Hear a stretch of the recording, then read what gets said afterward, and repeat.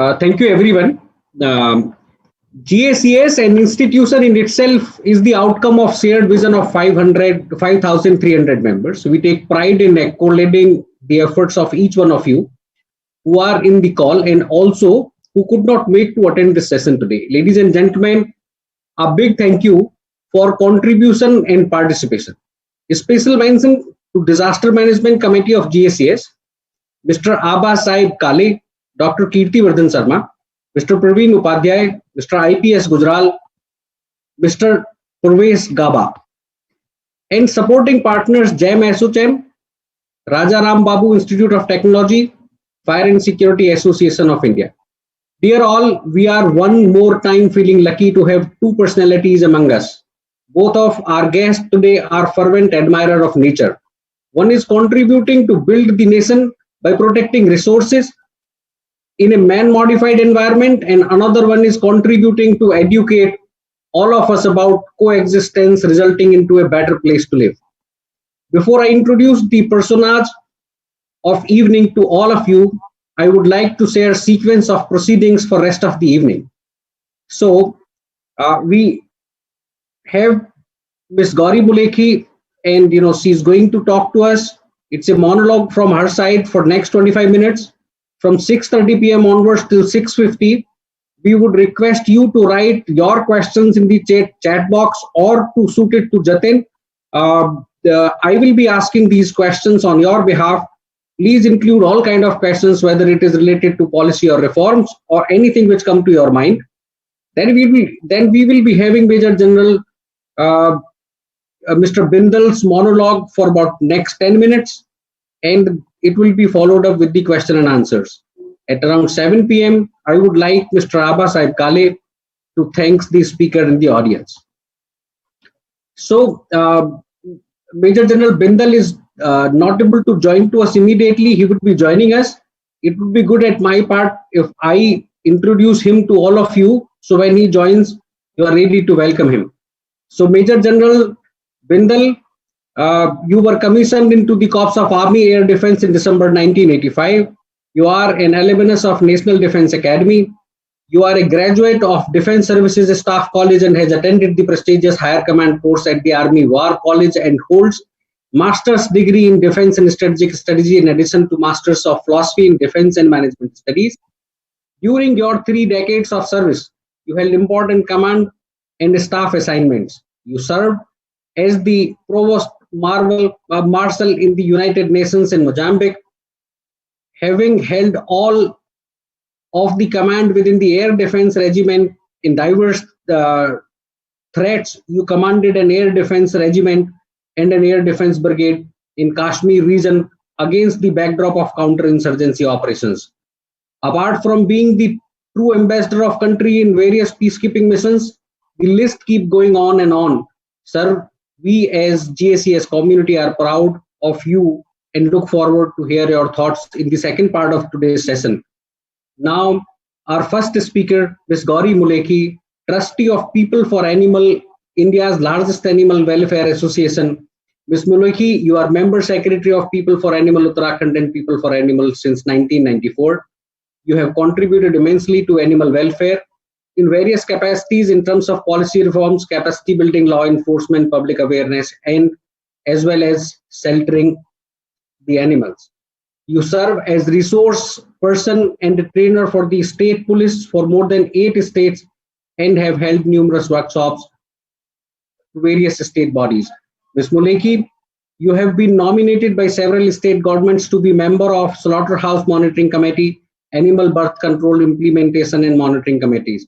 You have worked extensively across various states to spread awareness about animal welfare and ethical treatment of animals.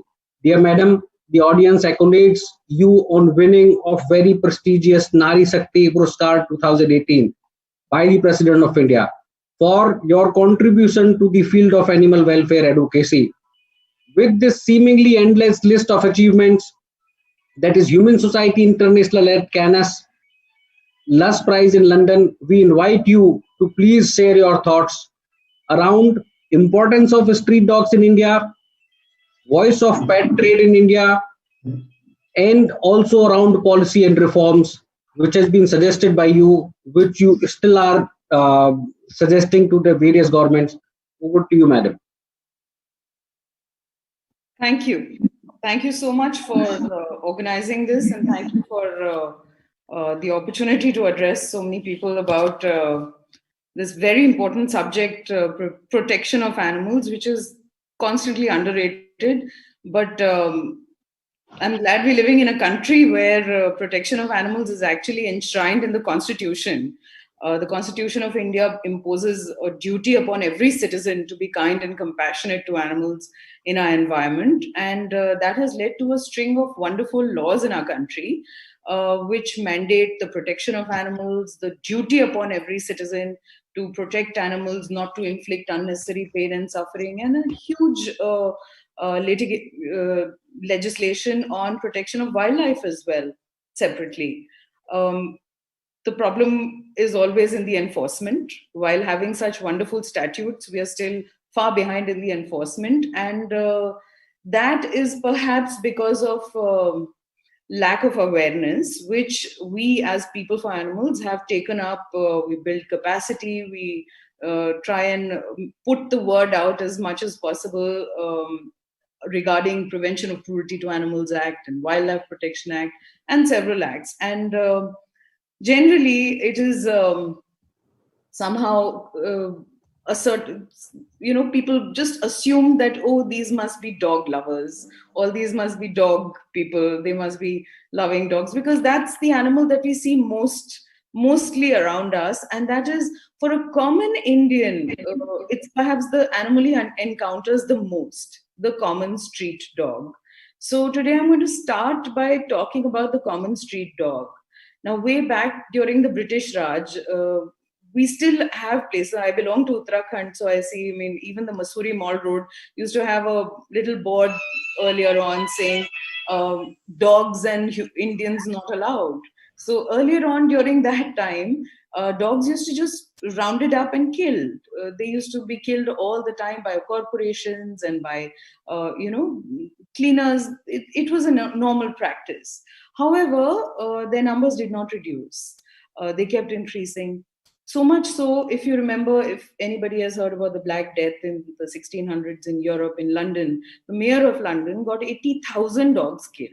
But that only led to, because he thought the dogs are spreading diseases, they're a problem, they're basically one of the biggest sources of conflict on the streets, and just killing them seems to be intuitively the best way to get rid of them.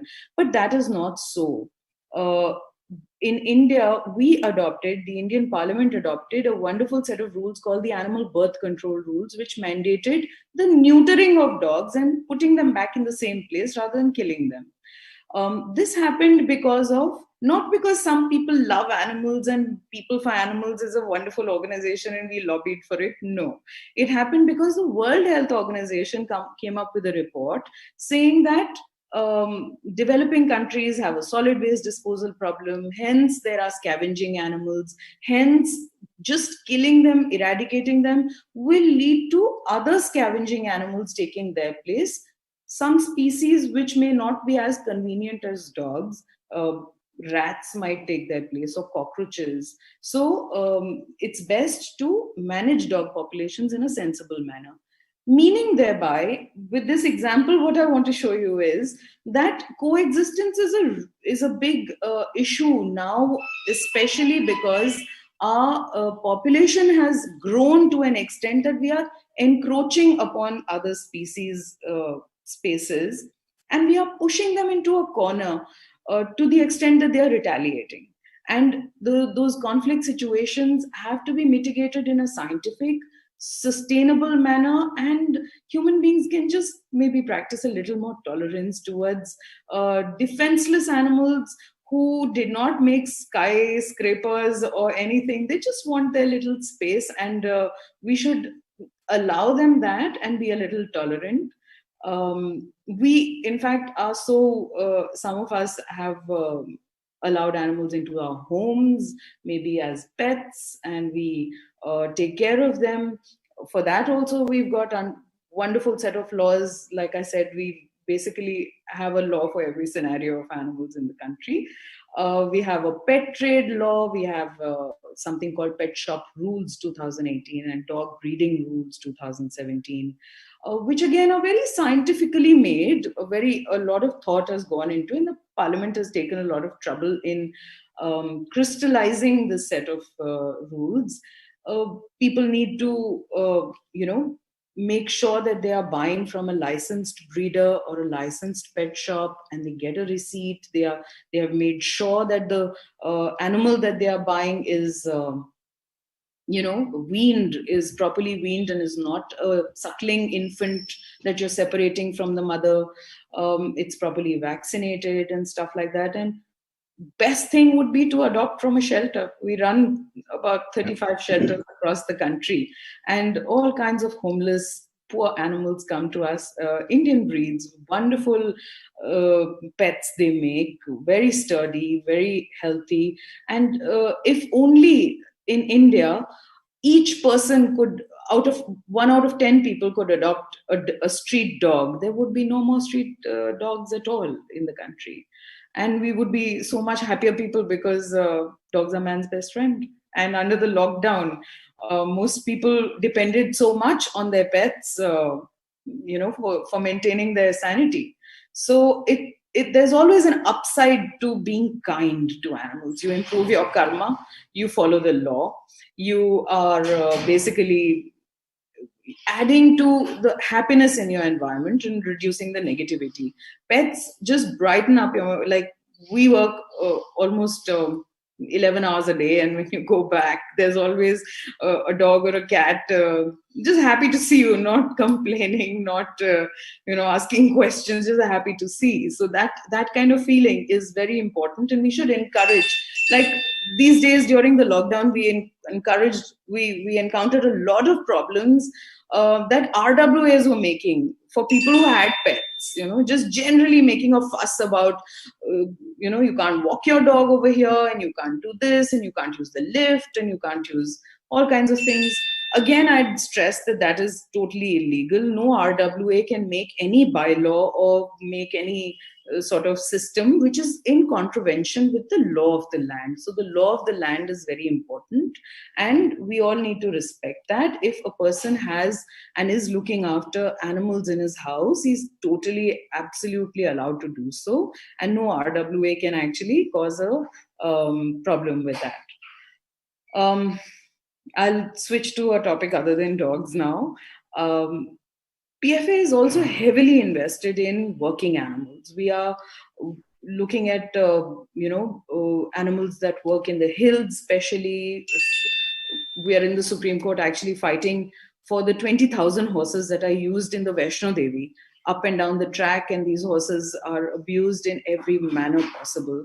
Similarly, in Char Dham, about more than 30,000 horses keep going up and down. They are basically UP horses. They are made to travel upwards in the Uttarakhand hills during the season time. And while we kept complaining about it, nobody bothered. January to hai, how does it matter?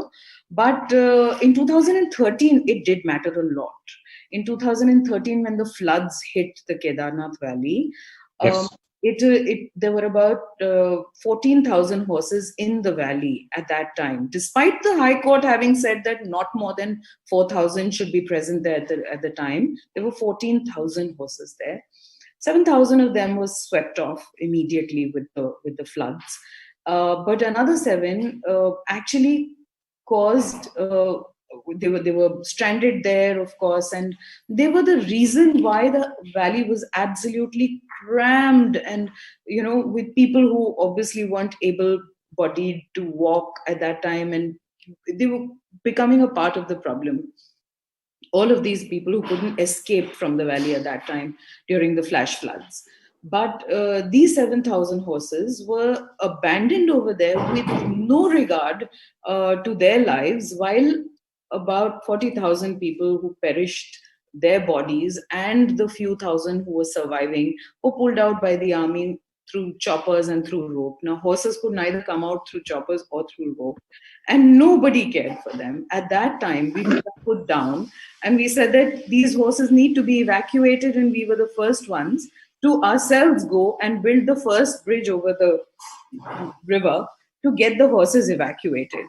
We were later honored by the state government, but at that time it was also highlighted very, very strongly that it is the disaster management which needs to cater to every aspect of life. It cannot be humans in isolation. Nothing works in isolation. There is the environment that has to be looked at, the animals that people depend on for livelihood, and these 7,000 animals that actually were rescued are still serving the people over there for their livelihoods till date. So just taking stock of everything into our perspective makes a lot of sense. And the state disaster management plan since then has included animals. Therefore, what has happened is during the pandemic, every district magistrate of Uttarakhand had a provision for animals because it was in their plan since 2013. So it was very smooth. No animals, very few animals suffered on the road like it happened in so many other states. In Uttarakhand, it was much more smooth. These are basically policies which are to be made. They are in the process. Animal welfare is still something that is not considered very important, while it touches us in every aspect of our being or of our existence, whether it is food. There's the, one can say the pandemic, there is a view that the pandemic actually found a super spreader through the Wuhan wet market. So we need to be careful about how we are slaughtering them, where we are slaughtering them. There are rules made for everything, right from killing animals for food for mankind, or maintaining hygiene, transporting them in a certain manner, using them in bullock carts or whatever they have to be used in. Also keeping them housed in very small quarters. Now we are seeing a new era of industrial animal agriculture. That is also something very which causes a lot of concern. These are foreign practices, not traditional Indian practices of animal farming. And these practices actually are about cramming more and more animals in little and little space just to economize on the profits. But in the longer run, it harms our environment, it harms public health, it harms the ethics of Indian culture, which is ahimsa. That's the best bedrock, and it doesn't lead us to a very bright future, and doesn't make a very bright future for our children and our children's children. So being kind to animals is like being kind to yourself, because then you would be building a world which is more inclusive and a happier place, rather than, I mean, you would take your child to see an apple orchard and not a slaughterhouse for a reason. So that's basically how I can say it in a nutshell. Rather than going around with a monologue, I would love to take some questions if there are. Otherwise, there are some more stories that I can tell. Yeah, sure. Madam. So, in this situation where this pandemic, is there is no end in sight. There have been mass scale migration, etc., etc. The tourist places, the tourism is not happening. So all these places, there is wildlife, there is livestock, and there are stray dogs at the same time.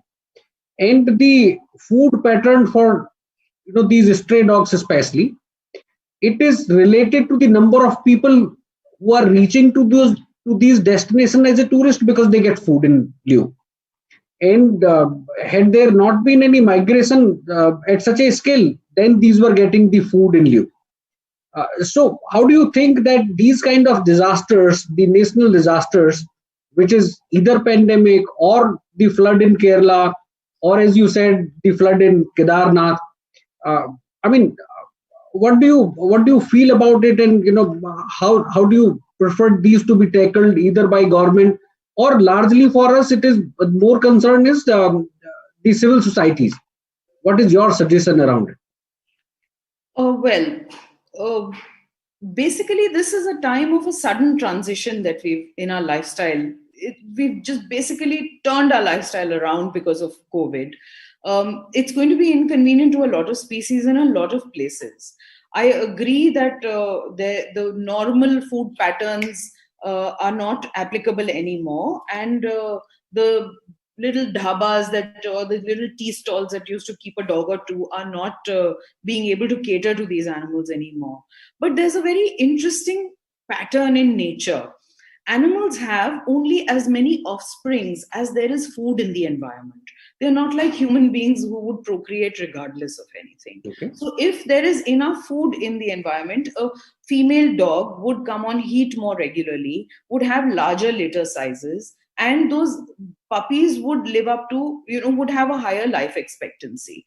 But if there is very little food in the environment, she would perhaps not come on heat or conceive a litter, or have a very small litter size, or the life expectancy of those pups would not be much. So nature has its way of tweaking its own animal population, which is why there's never an you know explosion of their population, except for human beings who have now learned to uh, one can say accommodate their population in No, I understand. other spaces.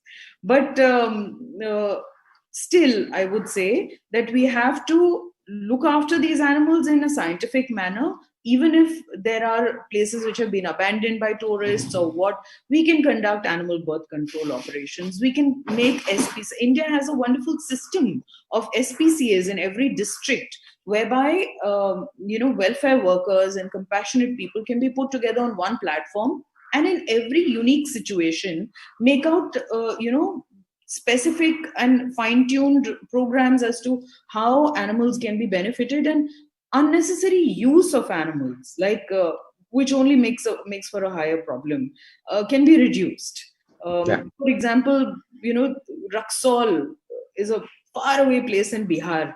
It's in district Motihari or someplace, and it's completely flooded at the moment. They also have about 10-15,000 tongas working between India and Nepal border at any given time. And now that it's so flooded, most of these horses have just been abandoned on the roads to die of total starvation. These are animals that require a high amount of protein, a lot of looking after. If you just leave them around for 10, 20, 50 days, they will not survive. And the state government or the district administration should allow only as many animals to be used in a district as they would be able to take care of in the state of an emergency or a problem.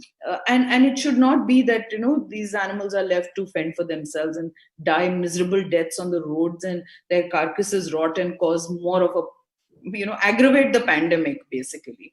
Yeah. So we need to be careful about how we use animals. They can be a source of disease, they can be a source of love.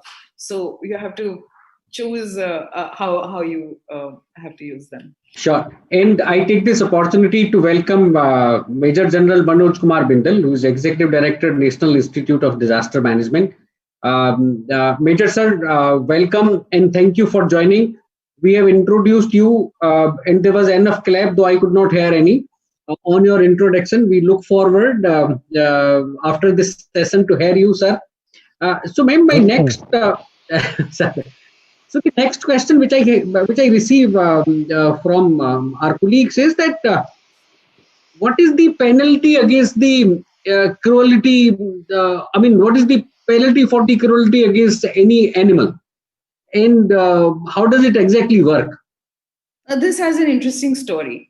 So earlier we had a Prevention of Cruelty to Animals Act 1860, which was basically used to treat animals like property made during the Raj, and the jurisprudence of animal welfare had not really progressed that far. But in 1960, an MP from Chennai, Rukmini Devi Arundale, she introduced a private member bill in the Indian Parliament, and she said that during the Jawaharlal Nehru government, she said that, please, let's have a welfare bill. Let's impose a duty on every citizen to be kind and compassionate.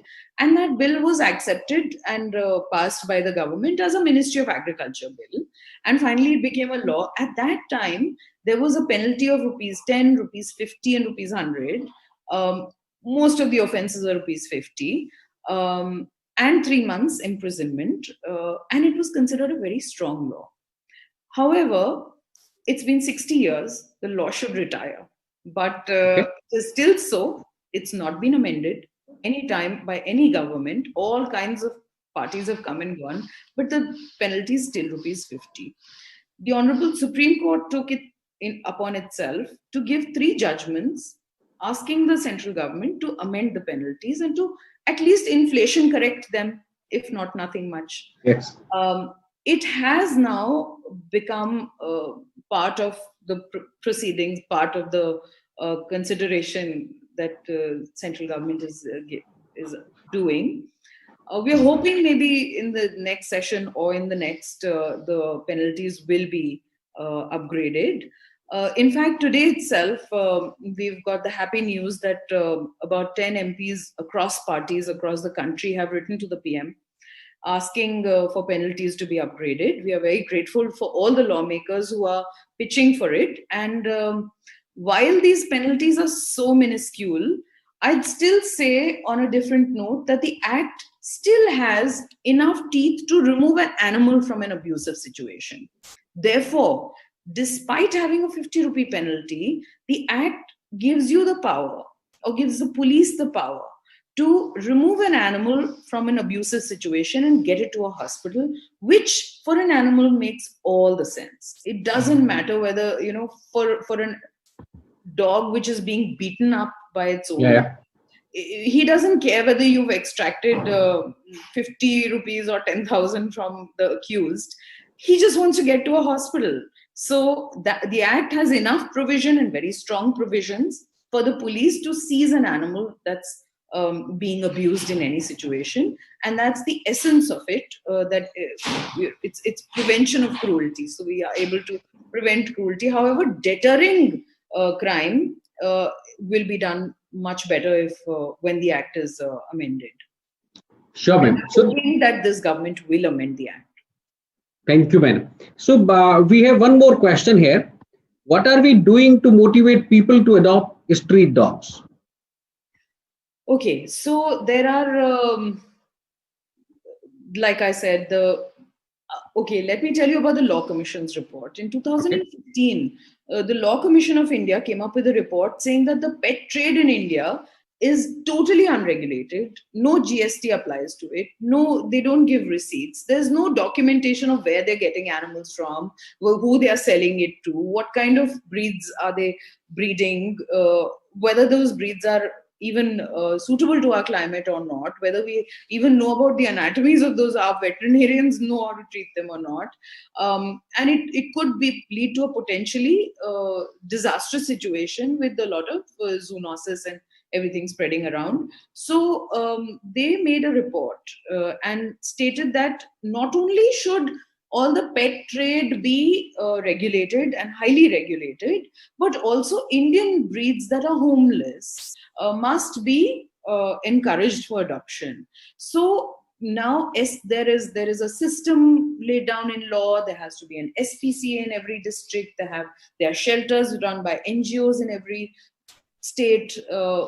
People for Animals has about 30 of them, and we run regular adoption programs. But somehow it's a false ego, or some kind of a status symbol that one likes to have a Rottweiler or a Chihuahua or all kinds of unhealthy pets which are very high maintenance and require a lot of additional care, rather than a happy Indian dog that is healthy, that would be grateful for being given a home, and is available at any shelter, and people would be happy to. All shelters mostly offer Yes. free neutering and vaccination services as well with the Indian pet adoptions. So it would be the best thing. And if most Indians, if 1 in every 10 Indian, like I said, adopted one street dog from the road, there would not be any more street dogs. So there are animal birth control centers where you can go and get a puppy. There's a shelter in almost every district. If it's not in your district, maybe in the neighboring district, there would be a shelter that has puppies. You can pick one up from there. Or write to us, tweet to us. We'll although there are, every shelter also, let me tell you, adopts a very stringent house check program, because sometimes people get excited, they bring in a puppy like a toy, and then, my son wanted it yesterday, but he doesn't like it today, so I'm going to throw it out. So every shelter has to have a sort of a protocol to ensure that a pet is being taken in responsibly, and necessary paperwork is conducted, and that's about it. But you have at the end of the day, you would have done a great thing by giving a home to a homeless, and you would not have indulged or become a part of a trade, of a sort of a puppy mill trade, where animals are forced bred. And in most dog breeding establishment, there's something called a rape stand. In this day and age, to have something like that, and to have named it something like that, it's disgusting.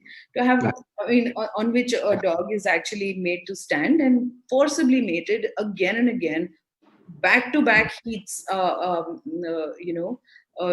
used to extract as many litters as they can. It's just horrible. So puppy mills are to be totally discouraged. We not just do awareness programs through our social media, through our units, but we also wherever we can. I understand that's a business for some, man. Yes. Correct. However, it can harm the environment and public health so much. And till date, this business was not giving any value addition to state governments or central government. On one hand, the state government and central government are spending so much money on neutering street dogs. On the other hand, these are businesses that are procreating these animals and becoming a part of the problem. So till the tap is on, you can't empty the bucket. Sure. So the next question which I have with me, how can the animal birth control plan be more effective in a country as widespread as India? Stray dogs are subject to so much abuse on streets. Is it really worth keeping them on a street, or is there a way to look out for them? So I think the second part you have answered, that, one among 10% need to adopt one dog. There would not be any street dog here in our country. But I think the first portion of the question is still unanswered and very interesting one. So, animal birth control program was mandated by the Parliament in 2001, but most local bodies, basically the onus is on the local bodies, the municipal corporations, to make the animal birth control centers, which are basically hospitals, super specialization hospitals where high throughput surgeries can happen. But they don't have the orientation to make these hospitals, so they end up giving like 4 rooms to some organization to do animal birth control, and you can't maintain asepsis, you can't build an operation theater in dirty, filthy places, near trenching grounds or something, which corporations generally end up giving. So that's not how it can be run effectively. What we have now created is, first, the Animal Welfare Board of India came up with a wonderful module as to how the program should be implemented. I'd be happy to share it with anybody who wants it. But later on, we in Uttarakhand created a model program, a model animal birth control program. If anybody ever comes to Dehradun or goes to Mussoorie or Nainital, they would see that there's a beautiful animal birth control center in each of these places. We're making 5 more in Haldwani, Haridwar, Roorkee, Rudraprayag, and one more place, Kashipur. So this is made by making a state animal birth control monitoring committee first, which conceptualizes the whole target, how to target, which populations to target first, then makes a master plan, goes step by step, in a phase-wise manner, construction of infrastructure, creation of, implementing agencies, hiring implementation agencies, getting the equipment and the ambulances in place, and then maintaining high standards. Because if you're going to catch the animals from the road, cut them open, do slipshod surgeries and put them back, which is what is happening in most states, it's going to lead to the death of these dogs. And a dog dying really doesn't solve your problem, it adds to it, because you would have wasted the money on the surgery and the vacuum that is created in that territory. For instance, I live in Gulmohar Park, and if there is a place for 20 dogs there's enough food in the environment for 20 dogs, there will always be 20 dogs here. If I remove 5, these others will procreate, or others from other territories, neighboring territories would come in, and the number would become 20 again. So if I remove these few dogs in the name of animal birth control, do a shoddy job, and these animals die, the new dogs are going to come into my territory and lead to more conflict. So conflict doesn't end with the death of a dog, it increases. So the best thing would be to have a model program like Dehradun has. Now UP has replicated the same. And we have India's largest animal birth control center in Lucknow, which is absolutely amazing. Anybody can visit it. It's near Kukrel. Similarly, we are now streamlining the animal birth control programs of several states.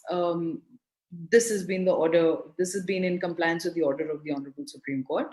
And we are hoping that the other states would catch up. Some have been doing a really shoddy job. Kerala, for instance, killed a lot of their street animals a few years ago. And then they had a mongoose problem.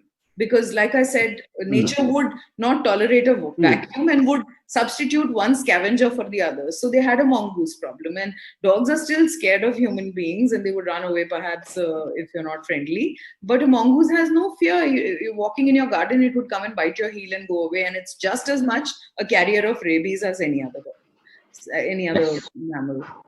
Sure.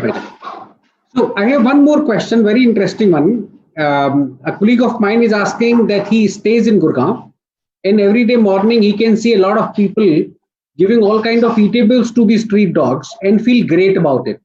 Can we not have a campaign guiding them to spend some money on their treatment instead of giving so much of the food which they do not eat beyond the point?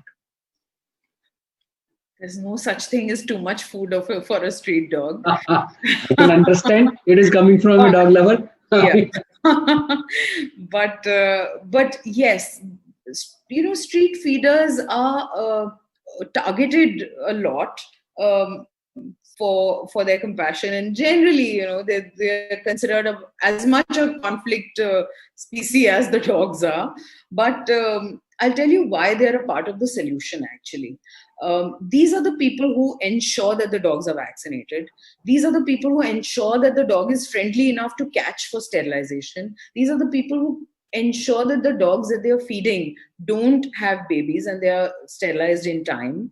So I don't think a campaign is required to, sensitize them. They're the ones sensitizing the rest of us to make sure that street animals are vaccinated. We see, I'll give you an example. I've traveled almost in every state in the country. If you go to Connaught Place, you would see that a lot of these fat dogs are slobbing around in the corridors, and they sometimes have coats during the winter. They all have collars, and they have bowls of food and everything. They sleep, and they're sleeping in front of the showrooms. They don't even move when you're walking. You have to jump over them sometimes. Even in Khan Market is the same thing. These all are dogs that have caretakers. Those street feeders ensure that they are vaccinated, they are sterilized. It's only when they're sterilized that they are not diseased. They are plump and nice and happy, and they're not biting dogs. They are not scared of human beings. They're really friendly with humans. But as a contrast, when I went to and spent a lot of time, I've spent months together in Kerala, almost every year. You simply cannot touch a dog in any district in Kerala. They would run away from human beings. And if they catch you at night and they are a pack, they will bite you. So the sentiment is different. If people are not friendly towards animals, if people are showing, sort of, if you see a dog and you pick up a stone, to hit it, or if other dogs have been killed by somebody in front of a certain dog, there will be more conflict, because that imprint, that human imprint, that sort of conditioning would be done to an animal. So let's condition our street animals to like human beings. That would reduce the conflict. They would not be biting dogs if they have caretakers. So these caretakers are good people, and they're not taking anything from anybody. They are not asking any RWA to give them any money. They're using their own money to feel happy about feeding, you know, unprivileged, underprivileged animals. So it's a good thing. However, No, I madam. would Yeah, say please. littering is not nice. So maybe feeding it at a certain spot would be nice, where it can be cleaned up as well. And RWA is also within their would be well within their rights to maybe designate mutually, through mutual consent, a spot where, or a place or a time where, which is away from children's playgrounds or clubhouses, a separate place where dogs can be fed and meet the objective without stepping on anyone's toes. Sure, madam. So, this is becoming interesting more and more as we talk with you. But time check is the call which has been suggested by my colleagues. So, madam, we would request you to stay with us, and we would now request Major General Saab to please share his thoughts around the uh, disaster against animal and I was listening to one of the conversation which Major General Saab was having at in one of the YouTube video, and he said that the care to the animal at the time of the disaster at times is by chance, not in a very, very structured manner. So, sir, we are eager to hear from you. The audience is waiting. If over to you, sir. If we can have you at the screen, please. Thank you, Prakash. And thank you so much, and congratulations to Ms. Gauri Guliki for such a nice talk on pet animals. Even I am now tempted to go and take a stray dog as my pet. So, if you have motivated me, I think you would have motivated many other people. And it's a need of the hour that we have to look after them. I'm here to talk on a broader aspect of disaster management. Why animals should be protected during disasters. Ms. Gauri, if you have made a mention of Uttarakhand, how they have ensured that those 30,000 houses which So, were sir, used for there is some echo in the voice. Maybe the microphone is needing some kind of adjustment. If I can request. Can you hear me now? Yeah, this is little better, sir. I'll put it here now. Okay, so uh, I was saying that a mention was made by Ms. Gauri about disaster-related policies which Uttarakhand government has made for the animals, those 30,000 working animals. So that's a very good step. But overall in the country, there is a dire need. There is a dire need. Because there is a need to bring in awareness among all stakeholders, from the policymakers to the local community, that they need to understand that they have to protect the wildlife, they have to protect domesticated animals, and they have to protect the ecosystem all together. The Sendai framework for disaster risk reduction, it also recognizes that effective disaster risk reduction, expanding the focus to include the, I'm reading out verbatim, the protection of all of livelihoods and productive assets, and this includes livestock, working animals, tools, and seeds. So there is a mention that animals and livestock and working animals need to be protected and need to be cared for. And this is how, if we take a sustainable development when we're planning, we need to take this into consideration. You refer to my statement on the YouTube that there is no structured uh, response for saving the animals. I stand by it because I have been part of many response during various disasters, many floods, earthquakes. The always the pet animals are cared for by their owners. The domesticated animals to some extent are cared for, or else after 24 to 48 hours they start looking for them and they get them back. But other animals, the stray animals, are not cared for by anyone, and there is no plan because at that point of time everyone is busy saving human lives. animal lives is not the concern at that point of time, and hence the animals are left vulnerable. I remember in Srinagar Falls, after 3 days, we found a dog on a plank of wood floating in the water and totally hungry. We could not approach it. It was so angry and afraid. So finally, with the help of a stick, we gave it something to eat, something to eat twice, thrice. Then it gained the confidence. But we still could not get him onto the boat. We had to finally tie a rope around that wooden log and we pulled it slowly, slowly. It fell down twice, it came, climbed up. But that is the mistrust we have with the animals today. And that mistrust is what is also ensuring or somewhere it is preventing us from looking after them in the right sense. Uh, NIDM, National Institute of Disaster Management, has been conducting number of workshops and consultative workshops on this issue with the animal husbandry department, with all the resource persons from the academia, from various wildlife nature lovers, and we have been doing it where the aim is to brainstorm on the existing negligence of animals during disasters and issues pertaining to they look after and they take care of these animals during disasters and to study the existing policies. It is sad that today the policy on animals does have a mention of animal safety, but it just two, 3 lines that is mentioned in the National Disaster Management Policy, and hence it is it now we have taken up a initiative that we need to get it included in a bigger way so that it people are held accountable.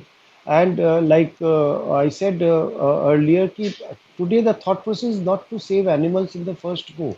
We should have some mechanism where, along with human lives, animal lives are also being looked after. So we have done a lot of workshops to identify gap areas to arrive at the framework for such a mechanism. Then we have to identify the stakeholders who require training and capacity building in this regard. Then we have initiated the process of building suitable training models for different target groups to identify possible areas of research and policy papers as per requirement on a project mode. So we are doing all this with an aim to motivate all stakeholders, all policymakers, the implementers, the central and state government officials, academicians, research scholars, NGOs, community participants to come forward in this noble cause for building capacity for animal inclusive disaster risk reduction, which we call AIDRR. We have had brainstorming where it was realized that for wildlife, we know which are the waterlogged areas which repeatedly every year due to heavy rains gets waterlogged. So there is a requirement to create corridors. There is a requirement to create some linear infrastructure where the animals can go. Isolated structures. Corridors, Bhutan has successfully done these corridors. It has connected all its reserve forest that the elephants and wild animals can now move from one forest to another as per the need. Elephant corridor is there, like between Bhutan, India, Nepal. There's an elephant corridor which is not being touched. So depending upon the season, they keep migrating. So the moment we do to urbanization, to the need to be have economically more developed society, we are somewhere cutting this link, and we are ensuring that all these natural traditional ways which were being followed are somehow getting cut off. In the zoo, we have seen during disasters that when the disaster strikes, invariably the zookeepers and the people who are responsible for management of the animals, they are not present because their own households, their own families are in peril. So it takes time for them to finally come back to the zoo. So there is a requirement of looking at it at a much larger scale. The fire management, we saw what happened in Canada, where due to a mistake, so many rare animals died. Then stockpiling, like Miami has has stockpiled such kits next to the zoo. So should a disaster strike, the disasters don't go hungry. The disasters are well taken care of. No one has to run around to get food stuff or medicines for them. So they have stockpiled for a particular period of time, uh, whereby the external help will come. Otherwise, even one or two people who are there, they can at least look after, and no animal dies in the whole sequence. Livestock, domesticated animals. We can make goshalas, animal pounds on safe ground. And, if we are making it in a river basin, then calamities are bound to happen. So it has to be made on safe ground, for which the person who's making it and the community and the district authorities are responsible to ensure or guide them if necessary. Again, there's a need to stockpile for them should a disaster strike. This stockpiling thing is not there in India as of now. That's why I'm using it twice. That we don't have a policy for disaster risk reduction for animals, and that's why there's so much which is left to the imagination, interest, ingenuity of the caretaker as to how he plans to look after the animals during a disaster. Uh, climate change we all talk about, but Sir. it has got a major effect on the animals. In Sikkim, about 3 years back, there was a lot of snow. So when there is a lot of snow, there was less grass in the higher reaches. Now these are the areas where army persons are there mostly. 200 yaks died within a span of 7 days. It became a Sir. big issue, and they died because of the climate change. They could not have grass. Army tried to feed them, but due to human wildlife conflict, they were not ready to come to the army camps or take food. They wanted the traditional grass, because yak is a very different type of animal. So climate change has lot of problems: loss of biodiversity, loss of natural regeneration of the uh, uh, whole environment. So microclimate is getting modified in the whole bargain. So there is a need that we need to develop inclusive, sustainable, and disaster resilient society for a Sure. future generation, and Sure. in that animals should form part of it. Today we are not talking about animals in any of our policies and plans, except the animal husbandry departments or people who are engaged in handling animals. So with this, I will right now close my opening speech, or whatever you call it, talk, and then we'll see what the question answers takes us to. Yeah, thank you so much, sir. Very interesting questions for you.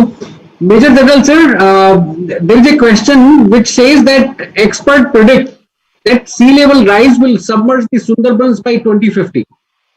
What is the plan to save the wildlife of that area? And I can expect this kind of question, Major General, sir, for you only. Uh, yes, it's a very related one, sir. No, see, there is a lot of speculation of sea level rise, but science has also shown in many areas the sea level has gone down also. In Sundarbans, definitely there is going to be a sea level rise, and it is going to have a big impact on the animals. Even in Cyclone Ampan, we have seen the number of animals who died in during the Cyclone Ampan was colossal. Unlike Odisha, during Cyclone Fani, they evacuated animals along with human beings when they did that mass evacuation of nearly 5 million people. So Sir. that initiative is with the state government. That initiative is with the state government, and that initiative out here, that machinery has to function. That's why I was talking about policy and inclusion of this particular issue in every policy, and of course the community and the NGOs, civil society organizations, animal health groups who have to raise this voice, because as of now, as to my knowledge, there is no plan. There is no plan. But Sir. it's a very pertinent question which I'm writing down, because I'll certainly put forward this question to the Chief Secretary of West Bengal, and let's see what happens. And thank you to that person who brought up this issue. Sure. Sir, so the next question is that how do you motivate your team in disaster situation, which can be relevant for all of us, whether to feel satisfied on life and assets saved or disheartened on the lives lost? I mean, it See, is little away from the subject, but very relevant for all of us, this sir. is more of psychosocial issue.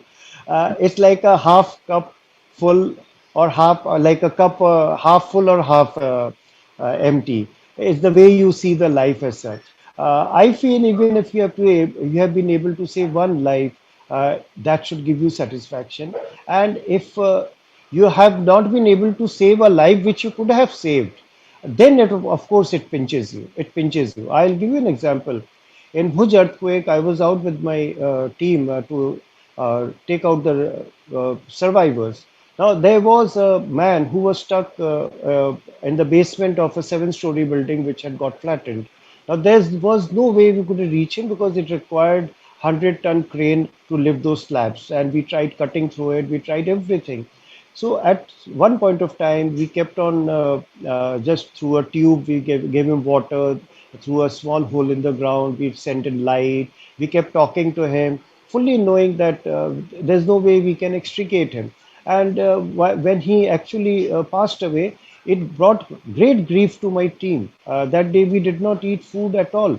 Uh, so that is an unavoidable loss, or avoidable. We don't know. Had we had that crane, we could have saved it. So I think our efforts should be that we prepare for such eventualities and try a level best to save as many lives as possible. And for that, training and preparation is very important. It is not possible that out of the blue you can go and save a life. Some lives you can save, but many of the disaster like situations required specialized training. They required a commitment because while you're saving the life, I remember again, I'll talk about Bhuj only. There was a building in which again it had caved down, it was built on a nala. So somehow that basement and the first floor was intact, but it had gone down into the nala. So me, one of my officers and three of our Jawans, we were there. So we entered that particular basement and we brought out three people from there. Now throughout that whole thing, it was really fearful as to when the next tremor will come. But that was a time when we were young, very young, and we were very, very committed. So commitment, training, and the will to help others, these things matter more. We should not count on how many lives lost or saved. We should be happy that we have done our best to save even one life possible. Yeah. So the last question before I invite one of my colleague for the vote of thanks, sir.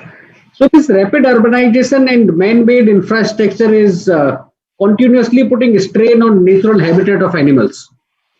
So under the policy reforms, uh, do you think that government is doing enough, or is there anything the civil societies can come together and can make any dent here?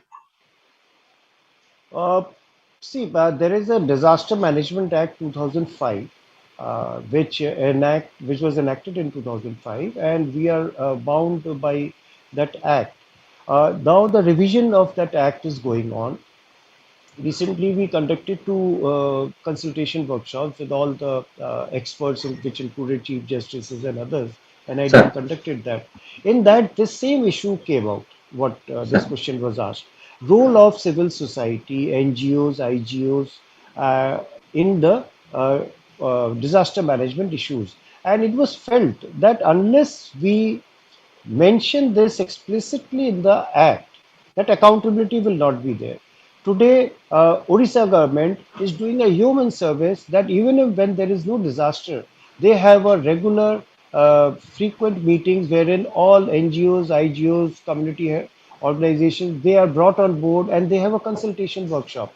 And when the disaster strikes, it's a seamless integration into the disaster mode. So that is at the initiative of the state government. Disaster Management Act, this time when we are revising it, in that we are trying to bring in that the if you see disasters are global, but action is at local level. It is at community level. It is at village, panchayat, tehsil, district level.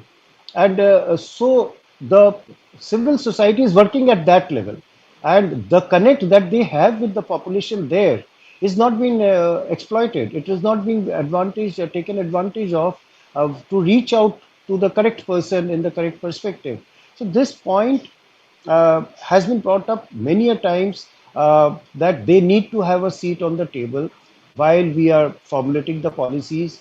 We need to have trust on them, And same way, these civil society organizations need to be more clearer in their agenda, so that that mutual trust is built up, and they need to also integrate. I'll tell you about Bhuj.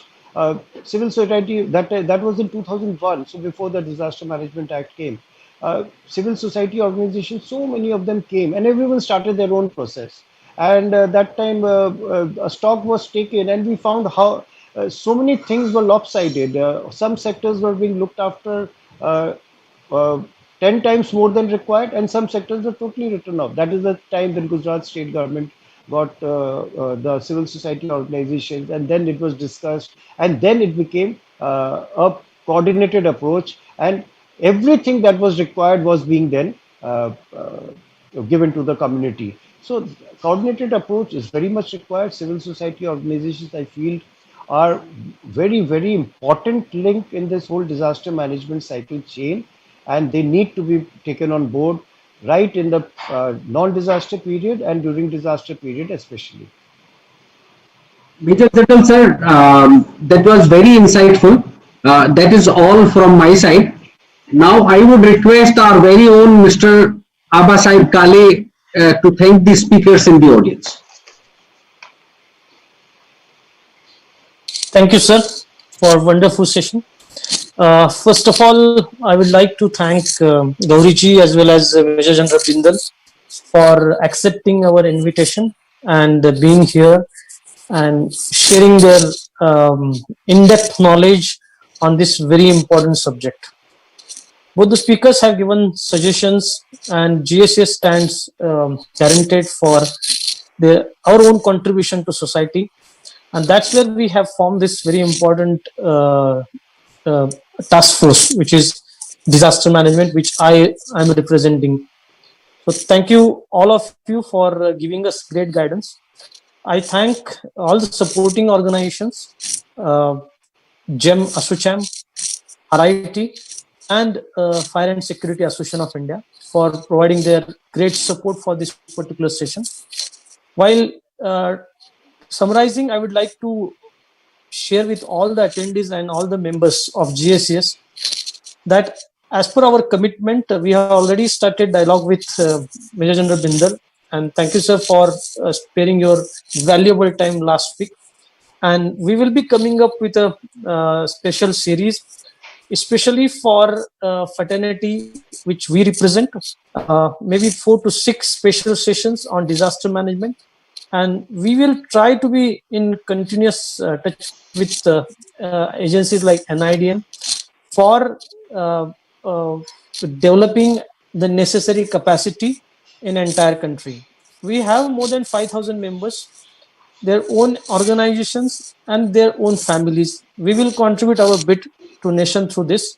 Sir, we have started some of the very interesting initiatives in cities like Mumbai, wherein we are training first responders with local authority help, MCGM. And there's a very great traction between us and local authorities. And like you rightly pointed out, it should be during the disaster time and non-disaster time. And that's where we can be able to grow a sensible community which will take care of all what you said today. And then even we can save lives. Once again, Raviji, thank you for conducting this session. And it is really great to see so many members are interested in listening to these great speakers from India. Thank you so much. Thank you, Mr. Avikash, Mr. Kale. Thank you, Gauriji. Thank you, Gauriji. It was a Right. wonderful Thank you, sir. presentation. Thanks a lot. Yeah. Thank you, Dr. Thank you. Thank you. So with this, I announce this session as closed. Please take care of yourself. Please stay safe. Please follow necessary guidelines by local governments. Thank you so much. Thank you all. Bye bye. Bye, sir. Thank you.